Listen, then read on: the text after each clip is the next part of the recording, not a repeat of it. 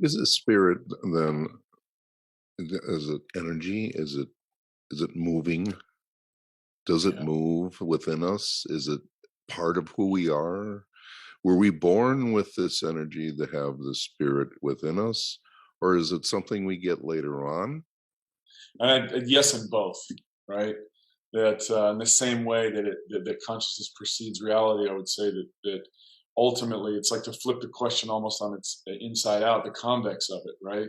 That it's like, in the Khalil Gibran type of, he talks about love and saying that now love is not within me, but I am within the stream of love, right? The love is always there, right? We don't find it. We open up, and then when our eyes are open wide enough, it's always there. It's always there. Even in the most wicked, darkest moments, it's always there.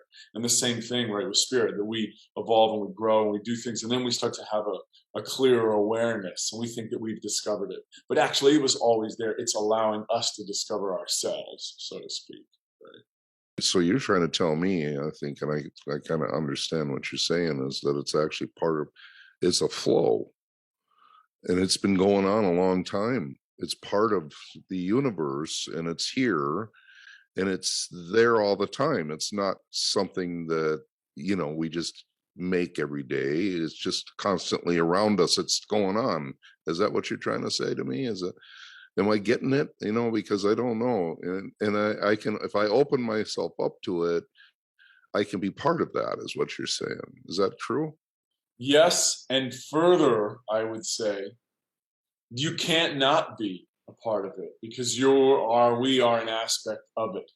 In other words, we open our eyes and there's just an awareness that we see it, that we're feeling that we are it. But at the same time, we're also driving it, that we're born out of it. In other words, I think about consciousness, spirit, the electrical force, God, whatever it is, it's always extrapolating outward. It's always growing, right? Consciousness is always expanding. So it's like you think about, to make a very kind of crude analogy, the number of love songs that have been written about the same thing.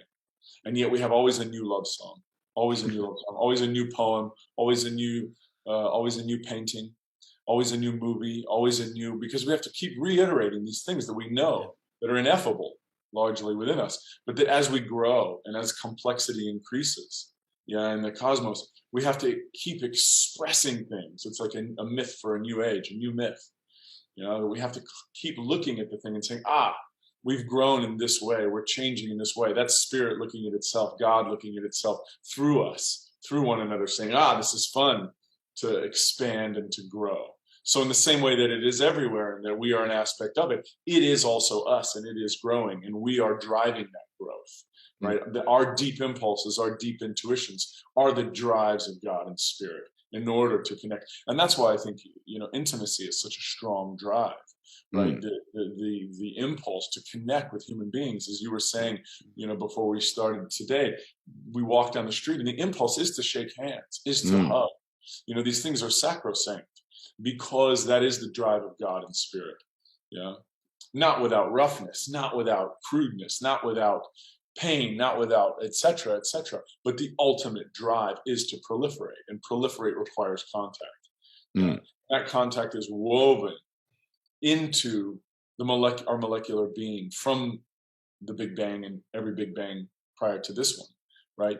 Protons, neutrons, electrons wanting to connect. How do they, in an infinite field of space, how do these tiny little subatomic particles reach out and find one? Mm. They have nothing else to do. That's what they want to do. That's the impulse of God. That it is better to have dinner with someone than to have dinner alone if you look at it over time. In other words, eventually we want to Mm. stand the rain. We can stand and look at the rainbow and say, my God, that's beautiful. I feel the presence with the rainbow and everything. But at some point we want to have a language to be able to say, isn't the rainbow beautiful?